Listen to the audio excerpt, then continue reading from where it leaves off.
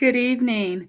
So it's Viola Holmes, registered dietitian and certified diabetes care and education specialist, here with you again for another Nutrition Nuggets. It's so great to be with everyone. And as we round up the month of February, February, we've celebrated Black History Month and the theme being health and wellness.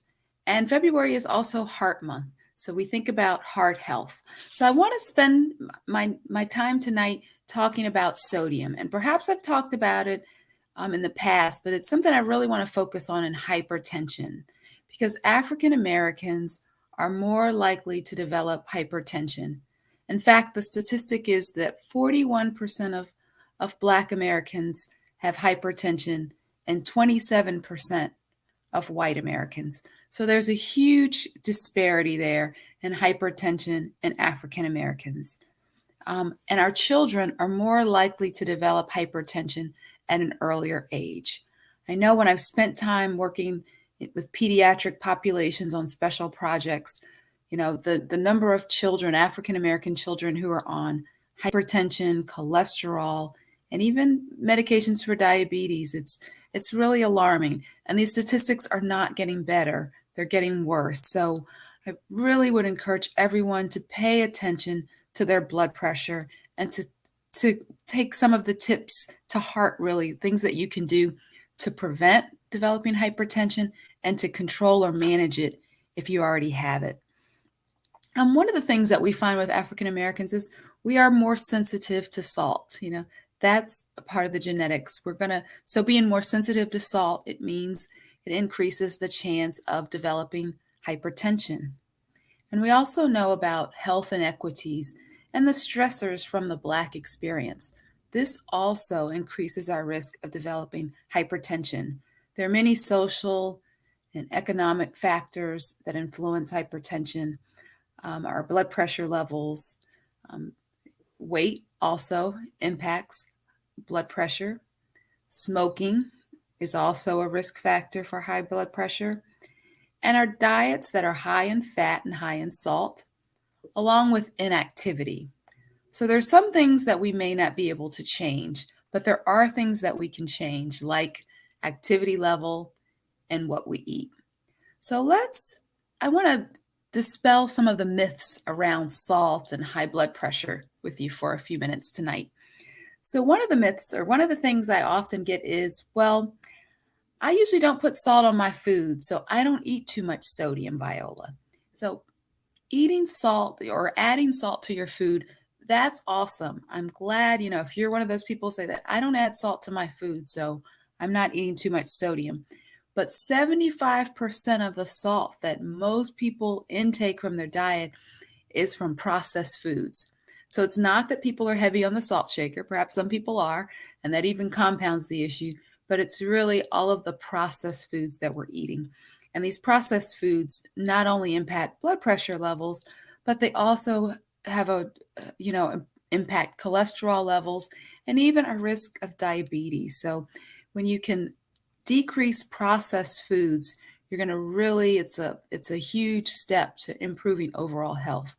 So when I say processed foods, I'm talking about, let's think about meats first.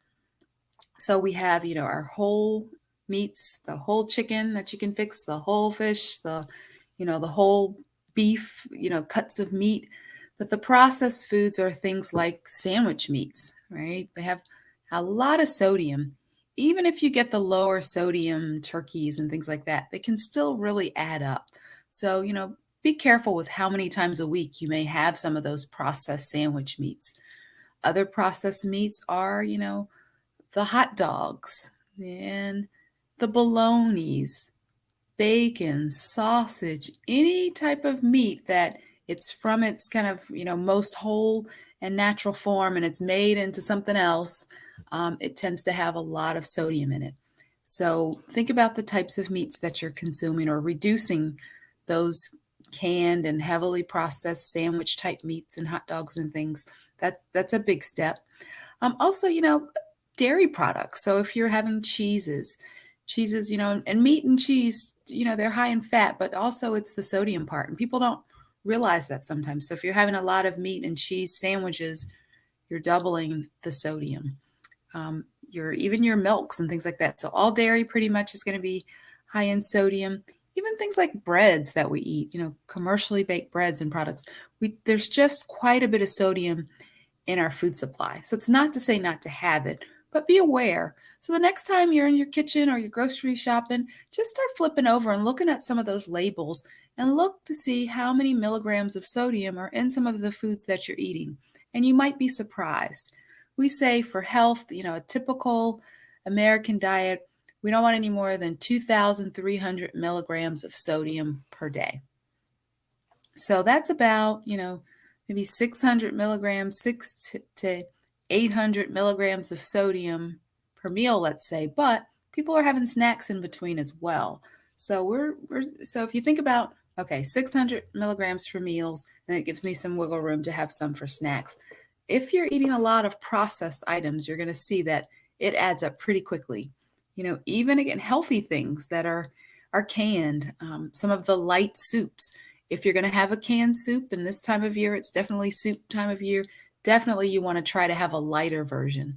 And as you look at that, you still might see 400 milligrams of sodium in 1 cup of that light soup.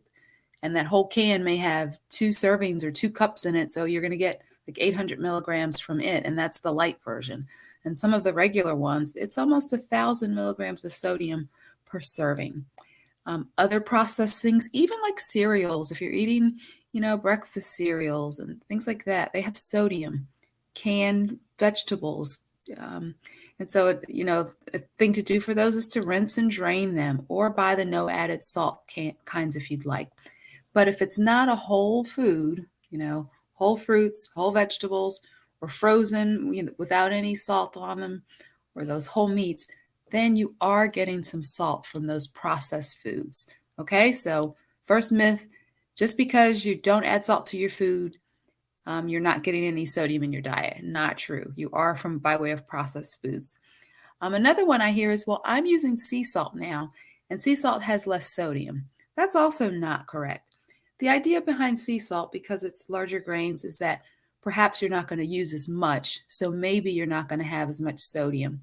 But it's the same basically as table salt. You're still going to get that sodium from sea salt. So it's not an unlimited amount, or you can have more because it's a healthier choice, maybe a trendier choice, and it certainly works well with some foods, but it's not a license to use as much as you would like to. So be careful of the sea salt because it still has quite a bit of sodium in it. Low sodium foods just don't taste good, Viola. I just don't like things when they're lower in sodium.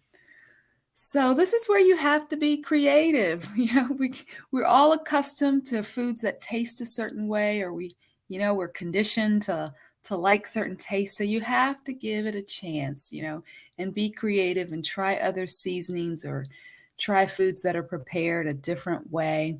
And I wouldn't say, change the whole entire meal, but just kind of one step at a time. Can you go from, that processed breaded chicken tender to buying those chicken tenderloin strips that are fresh, that don't have any skin or anything on them? So can you make that switch and keep the same sides that you usually have with those breaded chicken strips, but just change up that would be a huge change. So think about just those small changes that you can make. And again, experiment with different seasonings. Even just using some lemon juice or some orange juice even can give your foods a flavor or bring out some of the natural flavors. There's so many low sodium or sodium-free seasoning blends now in the store, or you can make your own. Have some fun with it, enjoy it. It's almost time now to see those little container gardens in the store, even like CVS or Walgreens, that you can go and you can buy those little kits and you can grow your own herbs and spices and things. Maybe that's a to-do list for spring to grow some seasonings, or to find a buddy to do that with, and you all take a couple and try to grow them. Just seasoning with other foods, like using the onion and using the garlic and different veggies and things to spice your food up instead of a lot of salt. A small amount's okay, but there's so many other ways to bring flavor to your food. And there's a nice publication on the American Heart Association website. It's called Shaking the Salt Habit. And on that, it gives some great ideas for using less salt. And at the bottom, it gives some ideas. So, if you want to use allspice, here are the foods that work well with allspice. Or if you want to use, mint, try it with this. So I would recommend you look at that list. And you could probably Google it. I'm sure it's on other sites as well, but it gives you some really good ideas. So be creative with not using salt. Another thing I hear is that, well, my blood pressure is normal, so I don't have to worry about it. Not true, because less sodium now will blunt the rise of your blood sugar later. Excuse me, your blood pressure later. Blood sugar too. No, blood pressure later, because as we get older, it's a part of aging, blood pressure levels go up. So by not having as much now, you will continue to keep your blood pressure lower as you age. Okay, so that's important. So it's going to pay off in dividends later. So it is important to watch blood pressure now and sodium intake. I don't eat a lot of salty food. I hear that too. And again, it goes back to what is it that you're really eating? If you're eating those convenience foods and packaged items, then you may be getting a bit more than you think. So I see a question here. What are some natural remedies to lower blood pressure? I'd say the biggest natural remedy to lower blood pressure is get out there and move, Vanessa. Movement. And I was going to talk about that next. Movement just, it's a natural medicine for not only blood pressure, but blood sugar, helps with weight. So if you can move, even if you're not, even if you're not losing weight like you'd like to from walking, you can guarantee that it's helping to lower your blood pressure and it helps to lower blood sugar. So being active is so important for blood pressure levels. And also adding potassium or potassium rich foods in your diet helps blood pressure. Now, if if your kidneys are involved, if you have hypertension or high blood pressure, and, so one of the complications from hypertension or high blood pressure long term is that it impacts the kidneys. And people can, develop chronic kidney disease from long term high blood pressures. So for people in that case, they want to be careful of high potassium foods. But if you're just trying to manage your blood pressure, no issues with kidneys, then go for foods high in potassium to help. So high potassium foods are your citrus fruit. So, oranges, grapefruit, if you don't have any medication interactions. Tomatoes are a great high potassium food. Dried beans, so any of the pintos, limas, navy beans, great northerns. Beans have a lot of potassium. They're great on the budget, and if you get those beans from dry as well and not canned, you can season them up yourself in ways that, you're not going to get as much sodium as in the canned. Great alternative for those processed meats in your diet as well. Other, like your melon, can be a great potassium source. So by eating just lots, and we kind of mentioned it, talked about it last week, fruits and vegetables, by having a variety of fruits and vegetables, your greens, the kale, the collards, they have lots of potassium in them. By getting this variety, you can have, you'll have a high potassium intake, which helps to keep that blood pressure down low as well. And one of the things too that I have some patients, or I've had patients to really declare by it, is vinegar to lower their blood pressure and blood sugar too. I've had that as well. So, we don't have big clinical trials or studies to say that it works. Vinegar is not going to hurt you.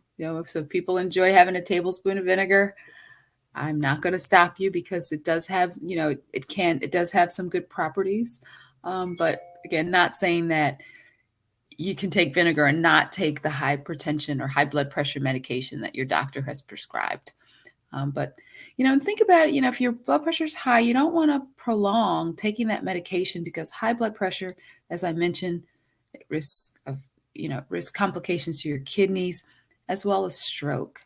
And recently I'm just hearing about so many young people having strokes, from blood pressure being high. Blood pressure is high from just stressors of life and not taking care of themselves, not eating proper, not being active.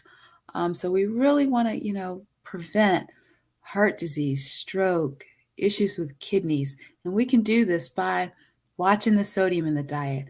A couple of weeks ago, as we started Health Month, I talked about watching the fat in the diet, and being active are all things to help reduce our risk of developing heart disease and diabetes and, a host of other things. So I hope these tips have been helpful to reduce sodium, and I hope that you will try to season your foods in other ways, not just use the salt shaker or salt, but try experiment with new things and look at those labels when you're in your kitchen looking at food, look at sodium. Okay? And again, 2,300 milligrams for the day. If you have one item that's like 800 milligrams or 1,000 milligrams, that's definitely a high sodium item.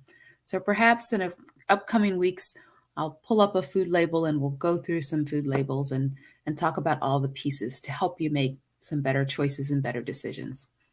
So as we close out Heart Month, I hope that this has been helpful for you and that you've found one or two things to work on. And also, as we wrap up Black History Month, here's to our health and our wellness. Take good care of yourselves, and God bless one and all. And I look forward to speaking with you again soon. Bye-bye.